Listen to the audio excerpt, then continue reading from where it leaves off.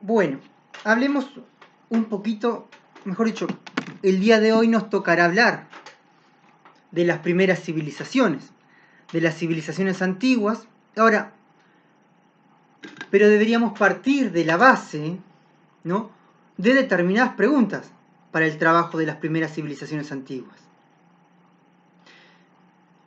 Yo me pregunto muchas veces, ¿no?, ¿por qué razón las manifestaciones culturales incas, por ejemplo, son consideradas partes de una civilización, mientras que a los mapuches no se los considera civilización?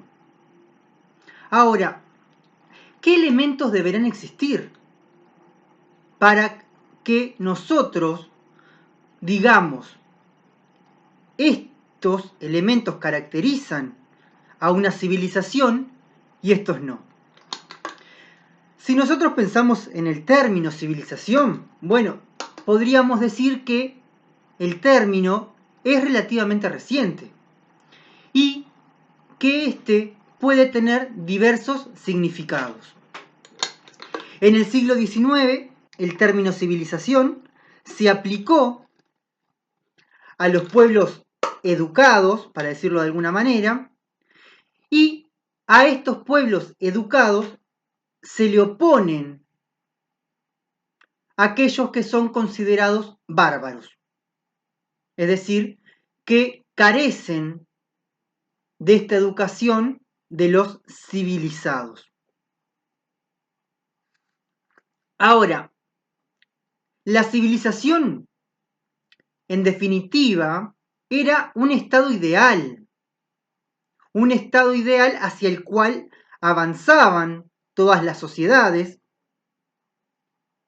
y llevaba implícito la noción de progreso. Ese progreso valida de alguna manera para todos los pueblos o todos los grupos humanos esa idea de civilización. O sea que civilización y progreso en el siglo XIX son elementos o conceptos que van de la mano. Ahora, cuando nosotros nos adentramos a las sociedades antiguas y también a las sociedades contemporáneas, muy diversas a las nuestras, ¿no?, que también son respetables,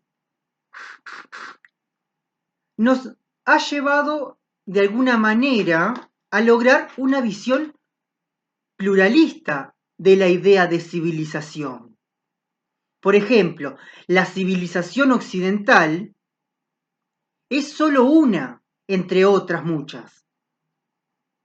Y debemos renunciar a establecer una jerarquía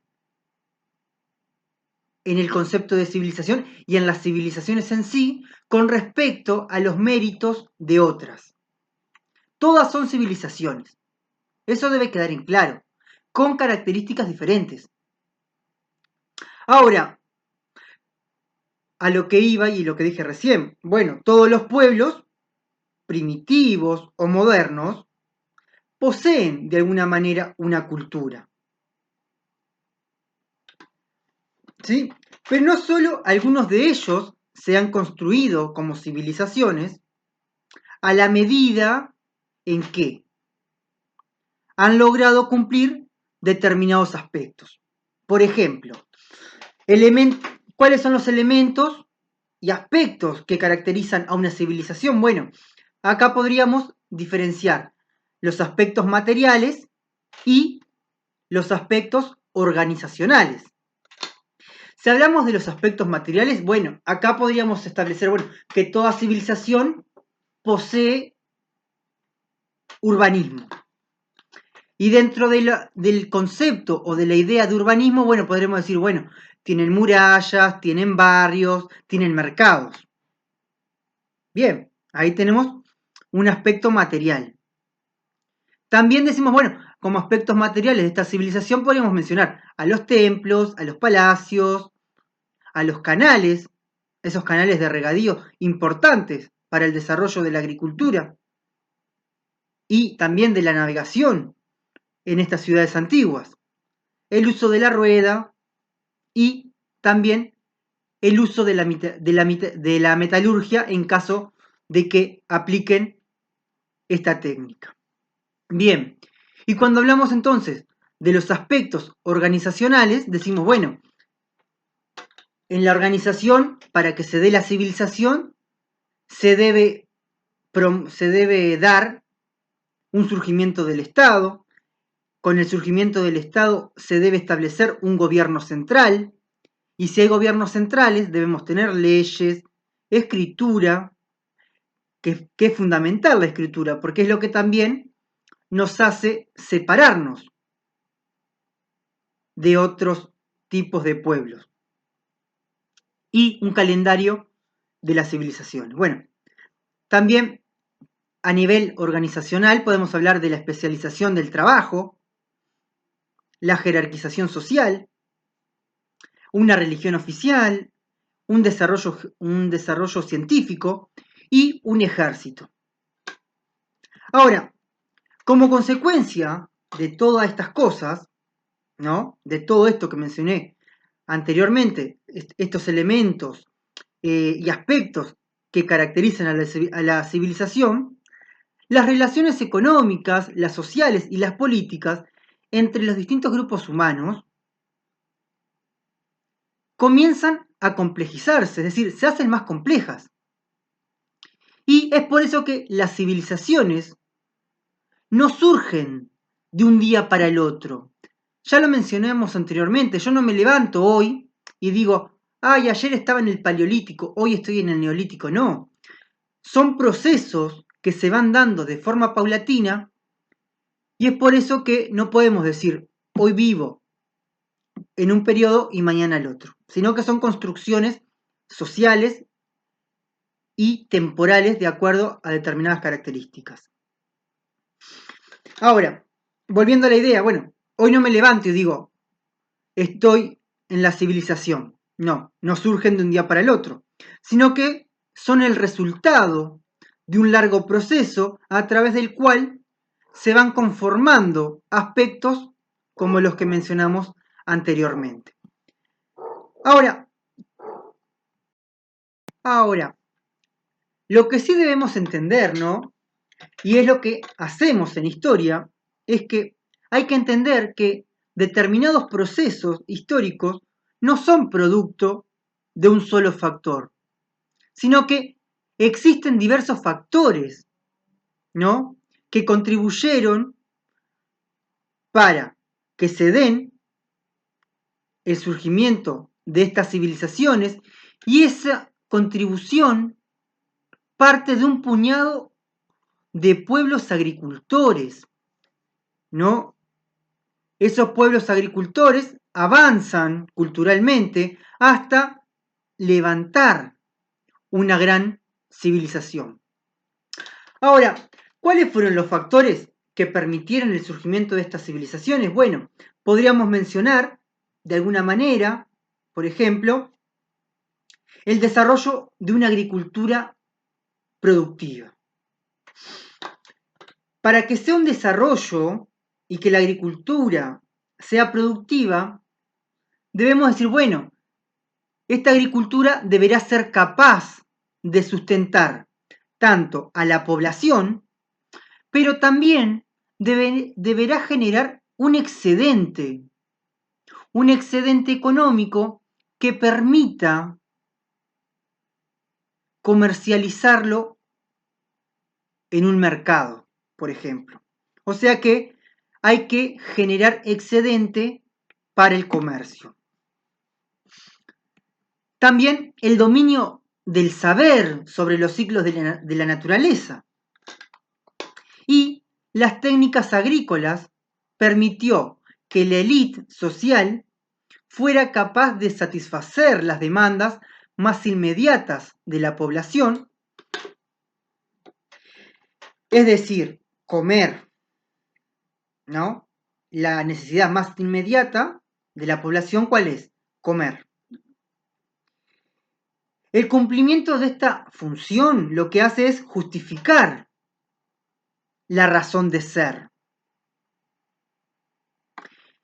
Y de este mismo modo, en la medida en que fueran capaces de generar excedentes agrícolas, y los llevaron a cabo de un comercio, es decir, primero cumplo la necesidad de alimentar a mi población. Y bueno, y si logro ese excedente económico, lo que hago, bueno, lo llevo, lo derivo a ese excedente agrícola para el comercio. Y de esta manera, al tener un excedente para el comercio, estas poblaciones pasaron a tener acceso a otros recursos que complementaron su dieta alimenticia.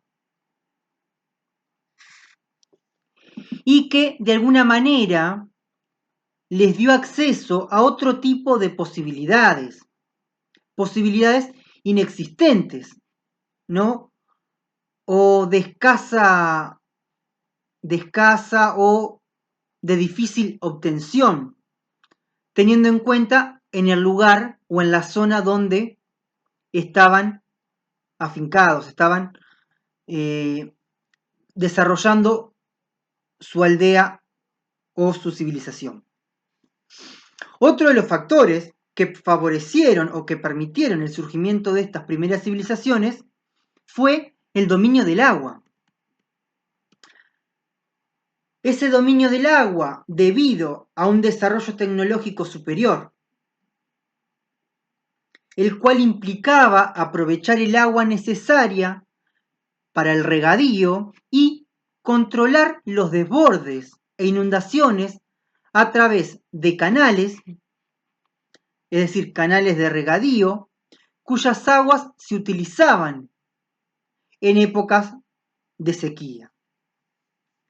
Esto tuvo como resultado, obviamente, la incorporación de nuevas tierras a la agricultura, lo que posibilitó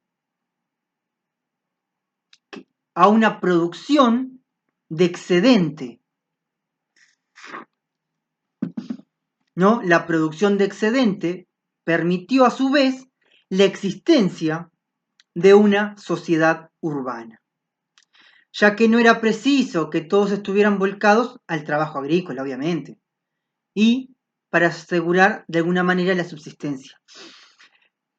Nosotros dijimos que como medida de organización también hay que tener especialización del trabajo. Y acá podemos ver que tenemos que tener personas destinadas a la realización de diferentes actividades.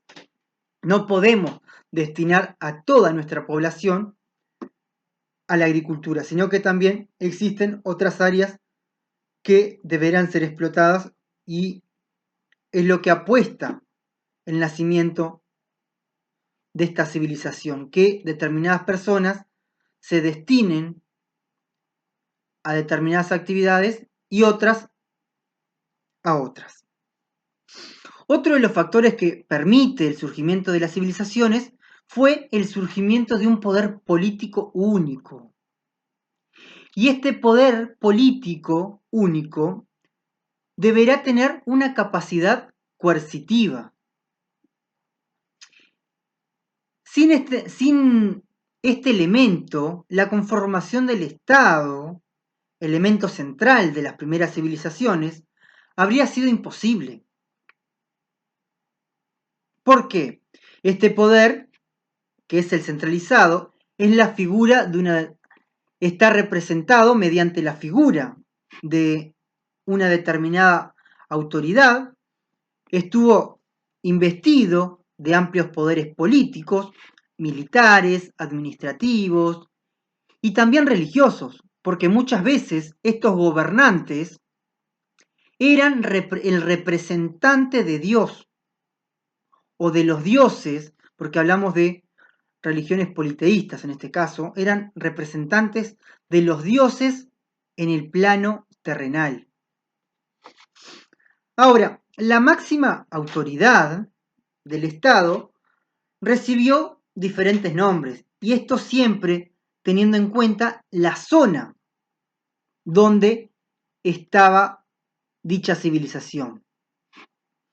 Por ejemplo, en Egipto recibió el nombre de faraón, en China el nombre de emperador, en los incas de Zapa Inca, por mencionar algunos de los casos, ¿no? Pero podemos ver que en cada región existe un nombre que identifica a estos gobernantes. Ahora, sin esta concentración de poder definitivo, ¿no?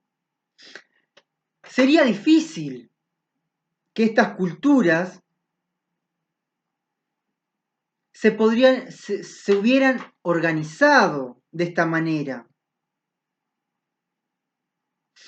Por lo cual decimos que estas culturas podrían haber organizado, ¿no?, el trabajo necesario para levantar canales de regadíos, edificios públicos, centros ceremoniales y las grandes obras arquitectónicas que caracterizan de alguna manera a cada una de estas civilizaciones. Y nosotros sabemos que es el tema que a ustedes más les interesa, es lo colosal de las pirámides egipcias. Esas obras arquitectónicas que aún al día de hoy nos siguen sorprendiendo no solamente por su carácter monumental, sino por el trabajo que habrá llevado realizar y la cantidad de personas que quedaron en el camino por realizar trabajos en condiciones inhumanas muchas veces y de grandes características como esa. Ahora, de la mano del surgimiento del Estado y de este poder político único de carácter coercitivo, tenemos la asociación entre el poder político y el poder religioso. En las primeras civilizaciones, el Estado y la religión cumplieron labores complementarios. Es decir, los miembros de la clase dirigente concibieron una estructura gubernamental donde lo profano, es decir, el Estado, se mezcló permanentemente con lo sagrado, es decir, con lo religioso. Es de esta forma que la religión y las formas de organizar el culto, ya sea los sacerdotes y los ritos a realizar, constituyeron un recurso que le permitió a las máximas esferas del Estado controlar o dominar a estas poblaciones. Pero no solamente tenemos el surgimiento del Estado que va de la mano o asociado al poder político y religioso, sino que con este Estado también se produce el surgimiento de una burocracia capaz de llevar a cabo las tareas definidas por las máximas autoridades políticas y también por las máximas autoridades religiosas. Y fue en este sentido que fue vital contar con un cuerpo de burócratas altamente capacitados para llevar a cabo las distintas tareas impuestas por el Estado. Y aquí aparecen determinados elementos que organizan el Estado. Y aquí tenemos, bueno, a los militares, ¿no?, es decir, al ejército, a los funcionarios públicos, a los escribas, en el caso de Egipto, a los administradores, a jueces, en caso de que existan, entre otros. Es en este contexto, bueno, donde el dominio, ¿no?, el dominio de formas de comunicación escrita fue vital para el control ejercido por parte del Estado. Y es con estas civilizaciones, ¿no?, con estas civilizaciones antiguas y con la invención de la escritura, donde podemos hablar también del surgimiento o del nacimiento de la historia. La historia comienza a desarrollarse en el momento que aparece la escritura y nos hace dividir al periodo en dos: la prehistoria y la historia. Y el punto inicial de la historia es la invención de la escritura. Ahora, esta invención de la escritura permitió registrar acciones y compromisos de los hombres con el Estado, especialmente las obligaciones económicas y la aplicación de la justicia. Pero, ¿cómo podríamos caracterizar entonces a estas primeras civilizaciones? Bueno, podríamos decirlo de esta manera y poniendo algunos ejemplos de varias de las civilizaciones existentes en la antigüedad. Bueno, primero que nada decimos que las civilizaciones surgen en distintas partes del mundo y en momentos históricos distintos. Y para ser considerados civilizaciones, presentan aspectos comunes, lo cual permitió considerarlas como parte del mismo proceso histórico.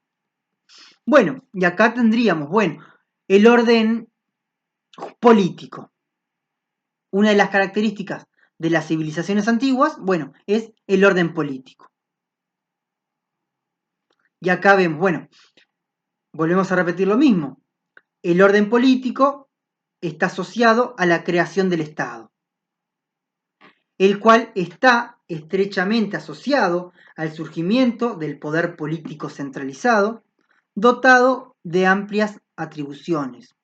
En el ámbito administrativo, por ejemplo, el jefe político busca tener en sus manos el control a la hora de tomar determinadas decisiones. Otro de los aspectos característicos de estas primeras civilizaciones es el entorno natural. Las primeras civilizaciones, ya sean del Oriente como las de Mesoamérica, fundaron sus ciudades en territorios que constituían un soporte natural para su desarrollo. Buscaban emplazarse cerca de los grandes ríos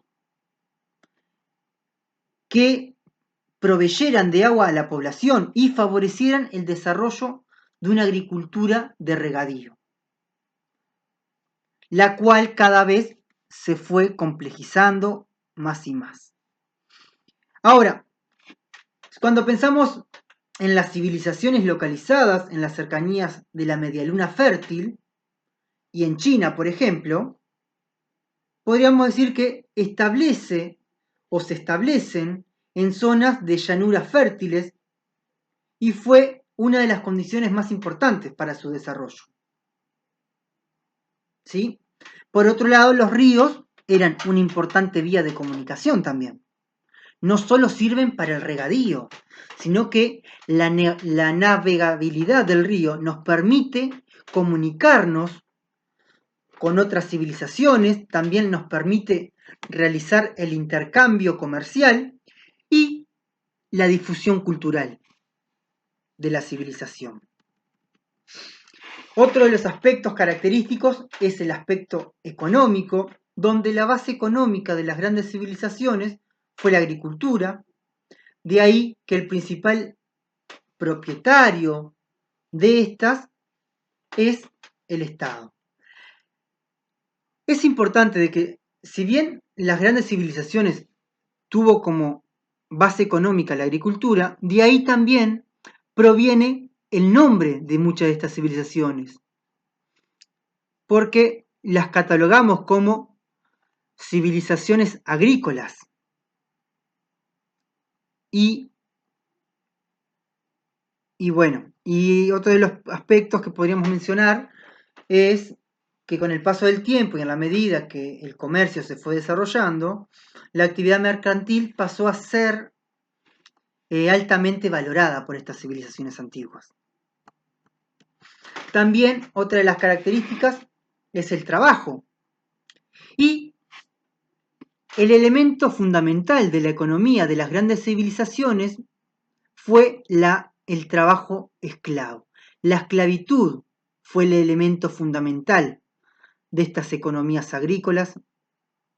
Además, la posibilidad de tener o de disponer de abundante mano de obra permitió, por ejemplo, a los sacerdotes y a los faraones egipcios organizar la construcción de las pirámides.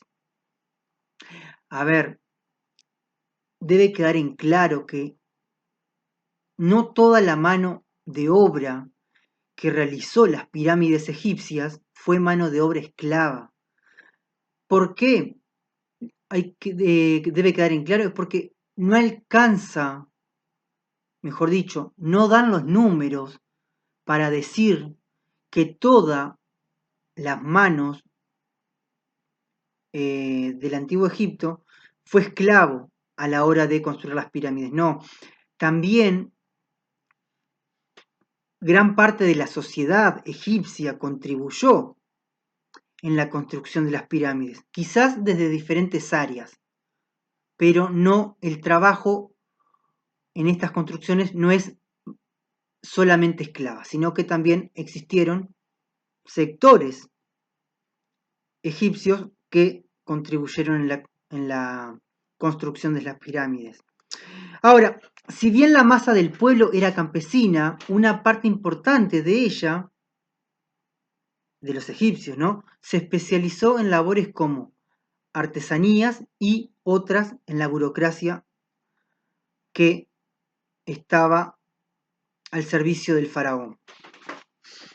Y otra característica que podríamos mencionar para estas civilizaciones antiguas, bueno, es la religión. Una religión que fue utilizada por el Estado como un medio de control para la población. En este sentido, la casta sacerdotal cumplió una labor primordial, organizando el culto a los dioses y vinculando a la población con la máxima autoridad política. Ahora, las primeras civilizaciones fueron politeístas e hicieron convivir y complementar el rito oficial público con el privado y familiar. El poder de la religión puede constatarse a través del análisis de una serie de obras arquitectónicas, las cuales fueron los centros ceremoniales, o a través del arte fúnebre de época. Ahora, ¿por qué razón, no? Se preguntarán ustedes, ¿por qué razón seleccioné para el estudio de las primeras civilizaciones a China, a la India, a Mesopotamia, a Egipto, a Fenicia y a la civilización hebrea? Bueno, la respuesta a esa pregunta está en que, obviamente es una respuesta sencilla, porque el conocimiento y el análisis de su pasado, entre otros aspectos de la cultura, contribuyen a entender de alguna manera nuestro presente. Por ejemplo, ¿cómo entender la pujante economía china sin conocer sus tradiciones ancestrales? ¿No? Las cuales están vinculados al trabajo permanente y a la voracidad. Podría ser, ¿no? ¿Cómo comprender el actual avance de la economía india? ¿No? Sin acercarnos a las raíces. O cómo apropiarse de los problemas del mundo árabe e israelí, ¿no? Y más ahora con lo que está pasando en el Medio Oriente, sin entender o sin intentar de entender a la fe judía, por ejemplo. Lo que sí es que las últimas tendencias historiográficas incluyen dentro de estos pueblos, es decir, pueblos civilizados de la antigüedad, civilizaciones americanas como la Olmeca, ¿no? O la Chavín de Huántar.